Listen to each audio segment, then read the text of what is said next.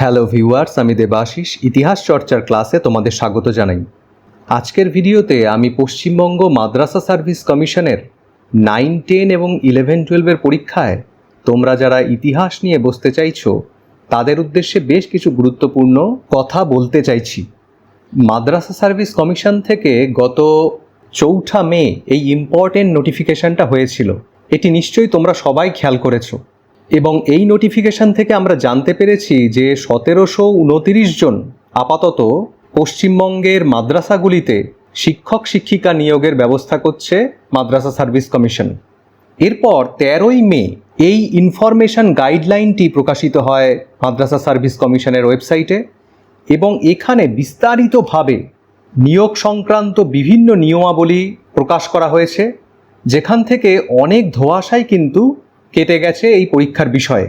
এবং একই সাথে আর একটি বিজ্ঞপ্তিতে বিভিন্ন বিষয়ের যে টেন্টেটিভ ভ্যাকান্সি তাও কিন্তু প্রকাশিত হয়েছে। এরপরেই দেখা গেছে যে তোমরা আমাকে ইউটিউব চ্যানেলে একাধিক কমেন্ট করেছো এবং আমার টেলিগ্রাম গ্রুপেও অনেক মেসেজ করে বিভিন্ন প্রশ্ন জানতে চেয়েছো এই পরীক্ষার বিষয়ে। তো সেই সমস্ত প্রশ্নাবলীকে আমি মোটামুটি একটি জায়গায় এনে আজকের ভিডিওতে চেষ্টা করছি তার সদুত্তর দেবার। এই প্রশ্নগুলির উত্তর পেলে হয়তো তোমাদের যে সাময়িক ধোঁয়াশা তা আর থাকবে না এই আশাই করছি। তো প্রশ্নগুলি তোমরা এক চোখে দেখে নাও। যেমন, কোন সিলেবাসে ইতিহাস পরীক্ষা হবে? 9, 10 না 11, 12 কোন পরীক্ষায় বসা উচিত হবে? 9, 10 ও 11, 12-এর পরীক্ষায় পিটি কি থাকছে? 9, 10 ও 11, 12-এর পরীক্ষায় বসার জন্য আরবি ভাষা জানার দরকার আছে কি? ইতিহাসের জন্য কোন কোন বই দেখব? 2021-23-এ যারা বিএড করছে তারা পরীক্ষা দিতে কি পারবে?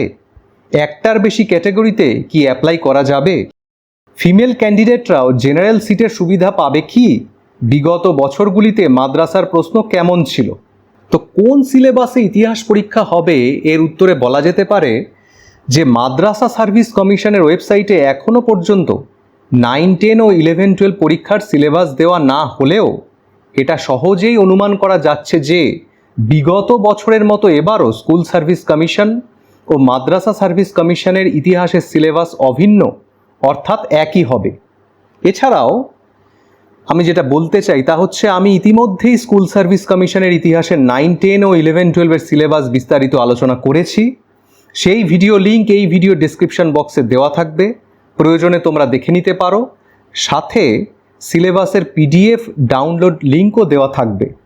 তো তোমরা এটুকু ধরে নিতে পারো যে সিলেবাস কিন্তু কোনোভাবেই বদলাচ্ছে না। ওকে, নেক্সট কোশ্চেন দেখো, 9, 10 না 11, 12 কোন পরীক্ষায় বসা উচিত হবে?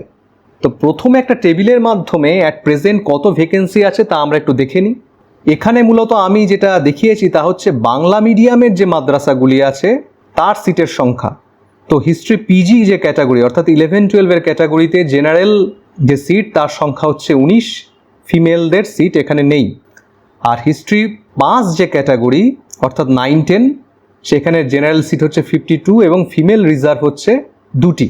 তো দেখো, যেখানে সিট বেশি সেখানে চাকরি পাওয়ার সুযোগও বেশি। আবার কথা মনে রাখতে হবে যে সিট বেশির কারণে সেখানে কিন্তু প্রতিযোগিতাও বেশি। তো এখানে তোমরা তোমাদের বুদ্ধি অ্যাপ্লাই করবে। আর যারা খুব কনফিডেন্ট, যাদের প্রস্তুতি যথেষ্ট ভালো আছে, যারা মনে করছো যে এই 19টা সিটের মধ্যেই আমি একটি সিট পাওয়ার যোগ্য, তারা নিঃসন্দেহে অনার্স পিজিতে পরীক্ষায় বসতে পারো। তবে এটি হচ্ছে আপাতত টেন্টেটিভ সিটের সংখ্যা। এরপরে যদি সিট সংখ্যা বাড়ে তাহলে অনার্স পিজিতেও বাড়বে এবং পাসেও কিন্তু বাড়বে। তবে কম্পারেটিভলি পাসের যে সিটের সংখ্যা তা বেশি পরিমাণে বাড়বে। ওকে, নেক্সট কোশ্চেন হচ্ছে 9, 10 ও 11, 12-এর পরীক্ষায় পিটি কি থাকছে? তো এর উত্তরে বলা যেতে পারে যে না, পিটি বা প্রিলিমিনারি টেস্ট থাকছে না। শুধু বিষয়ের ওপর 90 নম্বরের এমসিকিউ প্রশ্ন থাকবে। এবং যে গেজেটটি এর আগে প্রকাশিত হয়েছিল সেখানে কিন্তু খুব পরিষ্কারভাবে বলা আছে 90 এবং +10 হচ্ছে ভাইভার জন্য। ওকে, তো প্রসঙ্গত বলে রাখি, যেহেতু মাদ্রাসা ও স্কুল সার্ভিস কমিশন সাধারণত একই পরীক্ষা পদ্ধতি অনুসরণ করে চলে, সেহেতু এরপর স্কুল সার্ভিসেও পিটি থাকবে না, এটাই অনুমেয়।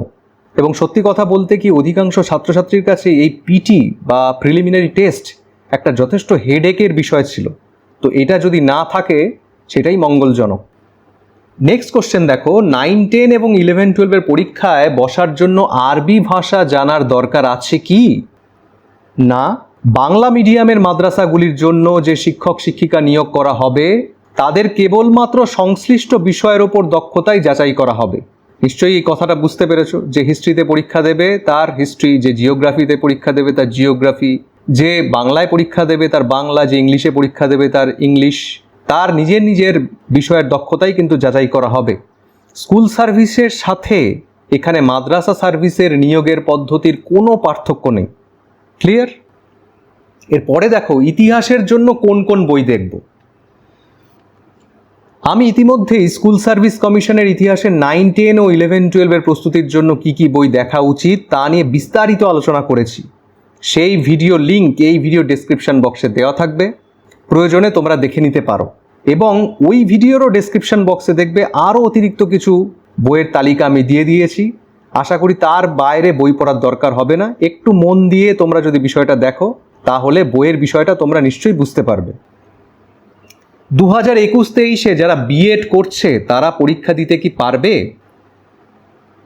এখানে মাদ্রাসা সার্ভিসের যে গাইডলাইনটি বেরিয়েছে তার একদম শেষতম বা 16তম যে গাইডলাইন, একটু খেয়াল করো, qualification will be as on last date of application, এই কথাটা বলা আছে।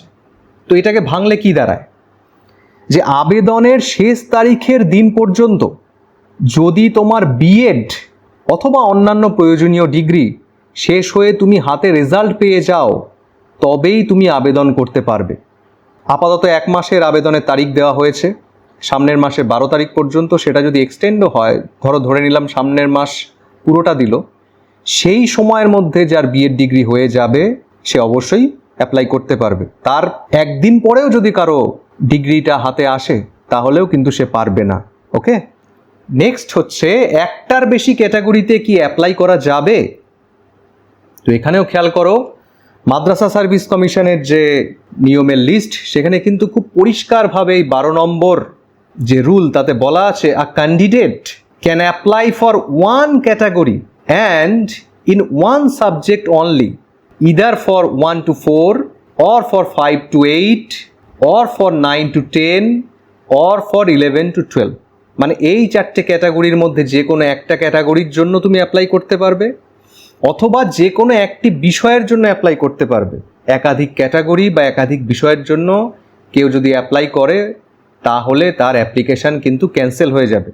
এবং শুরুতে স্কুল সার্ভিস এবং মাদ্রাসা সার্ভিস কমিশনে এটিই কিন্তু নিয়ম ছিল যে কেউ যে কোনো একটা সাবজেক্ট বা একটা ক্যাটাগরিতেই পরীক্ষায় বসতে পারত। মাঝে এই নিয়মের ক্ষেত্রে কিছু পরিবর্তন এসেছিল স্কুল সার্ভিস কমিশনে। তো মাদ্রাসা সার্ভিস কমিশন দেখা যাচ্ছে যে সেই পুরনো নিয়মকেই আবার ফিরিয়ে এনেছে। আশা করছি স্কুল সার্ভিসও হয়তো সেই পুরনো নিয়মকেই আবার ফিরিয়ে আনতে পারে। নেক্সট দেখো, ফিমেল ক্যান্ডিডেটরাও জেনারেল সিটের সুবিধা পাবে কি? তো এর উত্তর দেওয়ার আগে আমরা আবার ওই টেবিলটা দেখি। খেয়াল করে দেখো, এখানে যে অনার্স পিজিতে জেনারেল সিট 19টা এবং ফিমেল রিজার্ভ নীল, আর হিস্ট্রি পাসে জেনারেল 52 আর ফিমেল হচ্ছে 2। এতে অনেকের কনফিউশন তৈরি হয়েছে। যেমন একজন আমাকে প্রশ্ন করেছে যে স্যার, আমাদের মেয়েদের জন্য কি তাহলে শুধুমাত্র 2টো সিট হিস্ট্রি পাসে? তো এর উত্তর হচ্ছে যে ফিমেল ক্যান্ডিডেটরা কিন্তু জেনারেলের সুবিধা পাবে। ওকে, এই জেনারেল সিট হচ্ছে সবার জন্য, এই জন্যই তো জেনারেল। সেই সিটের জন্য general, SC, ST, OBC, male, female সবাই প্রতিযোগিতা করতে পারবে। আর এই যে 2টো সিট, এই 2টো সিটে কেবলমাত্র মেয়েরাই এলিজিবল হবে। ওকে, এখানে কিন্তু জেনারেল, এসসি, এসটি, ওবিসি কোনো মেল ক্যান্ডিডেট এই 2টো সিটের জন্য অ্যাপ্লিকেবল হবে না, ফিমেলরা হবে। ফিমেলরা সব ক্যাটাগরিতেই এই 2টো সিটের জন্য অ্যাপ্লিকেবল হবে। ক্লিয়ার? আর শেষ যে বিষয়, যে বিগত বছরগুলিতে মাদ্রাসার প্রশ্ন কেমন ছিল, এটা অনেকেরই প্রশ্ন। তো এখানে আমাদের যেটা জানা উচিত যে শুরু থেকে স্কুল ও মাদ্রাসা সার্ভিসের পরীক্ষা পদ্ধতি, প্রশ্নের মান ও ধরন একই ছিল। 2012 সাল পর্যন্ত স্কুল সার্ভিসে বিষয়ের প্রশ্ন ছিল 2 নম্বরের এসএকিউ ধরনের, 2016 সালেই একমাত্র স্কুল সার্ভিসের পরীক্ষায় বিষয়ের প্রশ্ন এমসিকিউ করা হয়েছিল। ঠিক আছে, এটা নিশ্চয়ই তোমরা জানো। শেষ মাদ্রাসার পরীক্ষা হয়েছিল 2014 সালে। সেই পরীক্ষাতেও তারা 2 নম্বরের এসএকিউ ধরনের প্রশ্ন রেখেছিল, তাই সেই প্রশ্ন এবারের পরীক্ষার জন্য খুব একটা প্রাসঙ্গিক নয়। তাহলে আমাদের কি করতে হবে? তোমরা বরং 2016 সালের স্কুল সার্ভিসের 9, 10 ও 11, 12 প্রশ্ন একবার দেখে নিতে পারো। সেই লিঙ্ক এই ভিডিও ডেসক্রিপশন বক্সে দেওয়া থাকবে। ওকে, আর একটা খুব ইম্পর্টেন্ট রুল যেটা আমি বলতে চাইছি, দেখো এই যে 11 নম্বর নিয়মটি, there will be negative marking for wrong choice of option, 1 mark will be deducted for every 2 wrong answers. বিগত স্কুল সার্ভিসের যে 2016 সালের পরীক্ষা হয়েছিল, যেখানে এমসিকিউ প্যাটার্নে ছিল, সেখানে কিন্তু এই নেগেটিভ মার্কিংয়ের বিষয় ছিল না, বা এর আগে কোনো পরীক্ষাতেই। এবং তোমরা জানো নেট সেটেও কিন্তু নেগেটিভ মার্কিং নেই। তো মাদ্রাসা সার্ভিস কমিশনের এই রুলে প্রথম এই নেগেটিভ মার্কিংয়ের বিষয়টা আনা হয়েছে, যেখানে বলা হয়েছে যে 2টো ভুল উত্তর করলে কিন্তু 1 নম্বর কাটা যাবে। এটা খুব গুরুত্বপূর্ণ এবং আমার মনে হয় এটার প্রয়োজন আছে। এতেই কিন্তু সঠিক কোয়ালিটি জাজমেন্ট হবে এমসিকিউ পরীক্ষাতেও। অনেক সময় আমরা আন্দাজে বিভিন্ন উত্তর করে থাকি, তো সেই আন্দাজে করার প্রবণতা অনেকটা কমবে এই নেগেটিভ মার্কিংয়ের জন্য। তো এই বিষয়টা তোমরা অবশ্যই খুব গুরুত্ব দিয়ে মাথায় রাখবে। আর শেষ যেটা বলার তা হচ্ছে, তোমাদের প্রস্তুতির সুবিধার জন্য ও শিক্ষক নিয়োগের পরীক্ষায় কী ধরনের এমসিকিউ হতে পারে তার ধারণা দেবার জন্য আমি একটি SLST এমসিকিউ সিরিজ তৈরি করেছি। তার লিঙ্কও এই ভিডিও ডেসক্রিপশন বক্সে দেওয়া থাকবে, প্রয়োজনে তোমরা দেখতে পারো। তো আশা করি এতটুকু আলোচনায় 9, 10 এবং 11, 12 পরীক্ষা নিয়ে যে ছোট ছোট দ্বিধাদ্বন্দ্বগুলো ছিল, সেগুলো কিছুটা হলেও আমি তোমাদের ক্লিয়ার করতে পেরেছি। হয়তো এই ভিডিওটা কিছুটা হলেও তোমাদের জন্য হেল্পফুল হয়েছে। দেখা হচ্ছে নেক্সট ভিডিওতে নতুন টপিকের সাথে। বাই।